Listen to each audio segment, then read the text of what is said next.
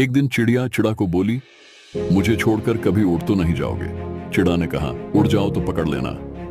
चिड़िया बोली, मैं तुम्हें पकड़ तो सकती हूँ, पर फिर पा तो नहीं सकती।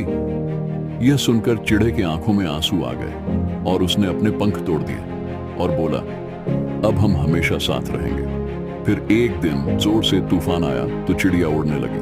तभी चिड़ा बोला, तुम उड़ जाओ, मैं नहीं उड़ सकता।